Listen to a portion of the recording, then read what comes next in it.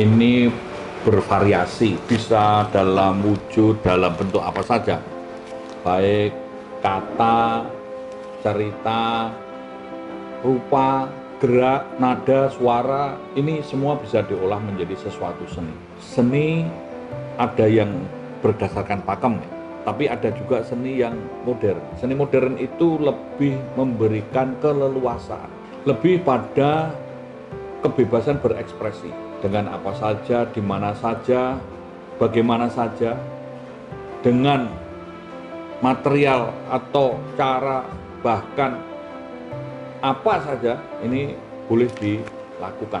Nah, cuman yang menjadi garis benang merahnya itu adalah pada bagaimana karya bisa berdialog dengan audiennya, penikmatnya, dengan orang-orang yang menonton atau mengamati, sehingga ada semacam ya tatali batin atau koneksi hati lah kalau saya katakan, sehingga bisa mengajak orang itu berkontemplasi, menikmatinya itu tidak sekedar sekilas melihat selesai begitu, tapi ada sesuatu yang diolah menjadi suatu makna. Seni modern memang kadang-kadang ekstrim, boleh dikatakan ekstrim, di luar dari pikiran-pikiran yang lazim.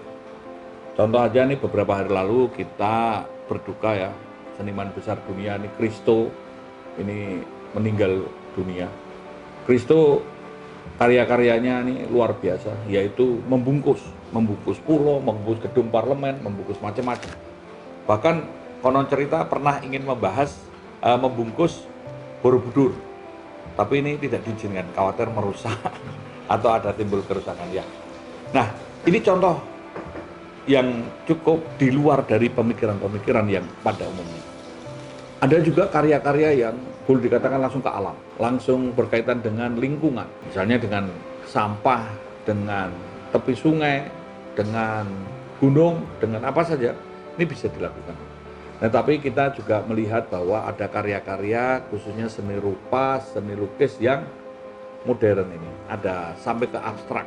Ini kalau membahas karya yang abstrak ini perlu kontemplasi tinggi. Ini bukan ngawur menurut saya. Abstrak ini merupakan suatu ungkapan jiwa yang kalau dalam membuat konsep atau teori ini adalah mengabstraksikan fenomena.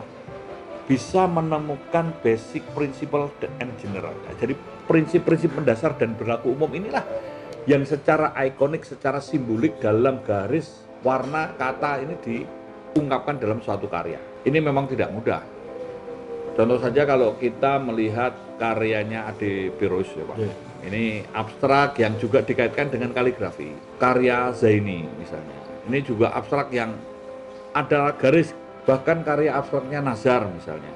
Ini karya-karyanya mungkin lebih ekstrim lagi, beliau dengan tegas mengatakan 3N, 3 no, no konsep, no estetik, dan no teknik, gitu ya.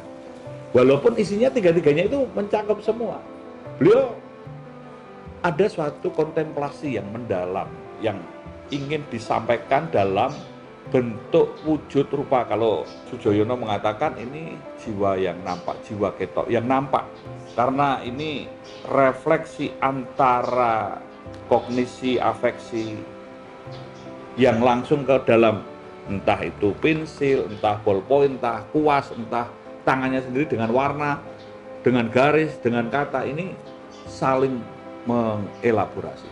Bahkan ini karya-karya Jean de Beauvoir, ini hampir kayak hanya garis-garis saja, tetapi ini ada sesuatu yang bisa menjembatani antara lingkungan orang, karena seni ini merupakan tataran atau tatanan atau solusi atau suatu ruang tempat untuk menjaga kewarasan, atau bahkan menjadi saluran sosial, saluran untuk menyalurkan ekspresi-ekspresi yang bisa timbul konflik atau anarkisme. Menurut saya inilah seni abstrak.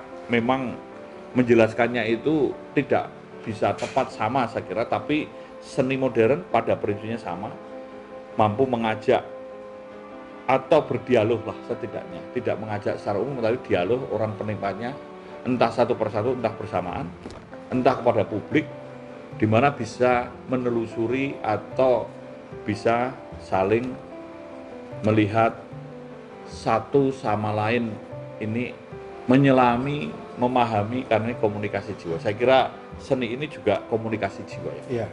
Nah, itu Pak Gadot, kalau menurut saya nih, silakan Pak Gadot untuk mungkin bisa berkomentar yang beda dari apa yang saya sampaikan tadi. Terima kasih Pak Kris. Menarik sekali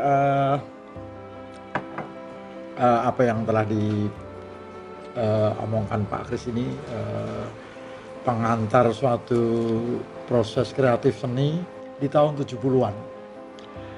Di mana di Jogja itu seni batik menjadi sebuah kerajinan. Ya Pak. Pembatik itu hanya mengerjakan kain-kain atau kalau orang Jawa bilang jarik gitu. Nah, tetapi figur-figur seperti Pak Bagong Kussudiardja, Pak Amri Yahya, dan Pak Bambang Uttara itu mereka boleh dibilang sebagai pembaru. Artinya membuka inspirasi kepada masyarakat bahwa seni batik itu bukan hanya sebagai kerajinan. Nah, 3 tokoh ini mereka mulai melukis dengan teknik membatik. Saya pikir nama-nama seperti Pak Bagong, Pak Amri Yahya dengan Pak Bambang Uttara ini patut disebut sebagai inspirator melukis dengan teknik batik, dan itu disambut sama masyarakat. Sehingga banyak pemuda di sekitar Jogja, Taman Sari khususnya di Mangasem, anak-anak muda zaman itu mulai mengikuti melukis melalui media batik. Sehingga arsop di Ngasem itu, di Taman Sari, ada itu transaksi jual beli lukisan batik secara internal maupun kepada pengunjung wisata, bule-bule gitu ya. Nah, itu yang pertama. Yang kedua, saya ingat kejadian di akhir tahun 70-an yang barangkali sudah kedua ini saya cerita, bahwa seorang Sabto Hudoyo, ini seorang pelukis pematung, beliau itu di akhir 70-an punya ide yang sangat inspiratif menurutnya, bahwa masyarakat Kasongan memproduksi kerajinan gerabah. Nah, masyarakat Kasongan itu dulunya memproduksi ya seperti anglo, pengaron, cobek, pot untuk menanam bunga. Nah, mungkin sosok Sabto Hudoyo melihat bahwa wah, ini harus dikembangkan, dalam artian bahwa seni gerabah Kasongan bukan hanya statis seperti itu saja.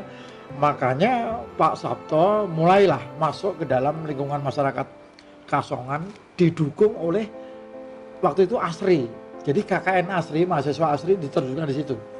Nah, masyarakat Kasongan, khususnya perajin gerabah, diberilah masukan-masukan tentang unsur-unsur seni. Jadilah misalnya produk-produk seni yang dulu adalah celengan, fungsional, itu diberi masukan unsur-unsur ornamen. Nah, sehingga celengan itu bukan sekedar celengan, tetapi sudah menjadi karya keramik yang bisa dipakai, dipajang di ruang tamu sebagai suatu karya seni yang bisa berdiri utuh sebagai karya seni keramik gitu kan. Saya dari teringat Pak Sabto Hudoyo. Yeah. Jadi yang diceritakan Pak Gadot itulah nanti Pak Bagong, Amri Yahya, Pak Bambang Uttara, Pak Sabto ini memang layak untuk ditampilkan nanti ke depan. Ini belum banyak yang memahami, mungkin golongan tua-tua saja yang tahu. Yeah. Tapi untuk ini nanti belum. Kita setting, kita cari, kita tunjukkan poin-poin. Ya memang perlu ada dukungan triple helix gitu ya. Pemerintah, sektor bisnis, pelaku bisnis, dan juga dari akademisi. Nah, sekarang kita akan mencoba membahas atau menunjukkan bahwa ketika seni berelaborasi dengan akademisi, tradisi dengan akademisi, ini akan menghasilkan suatu karya baru. Contoh saja orang-orang Papua yang kedatangan seorang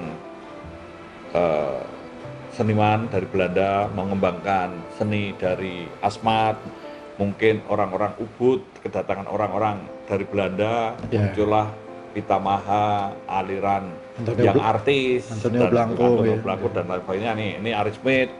Ini muncul gaya baru bahwa dulu seni itu mungkin untuk tradisi dan religi, tapi sekarang kita berkembang kepada seni itu untuk manusia dan kehidupan agar manusia semakin manusiawi.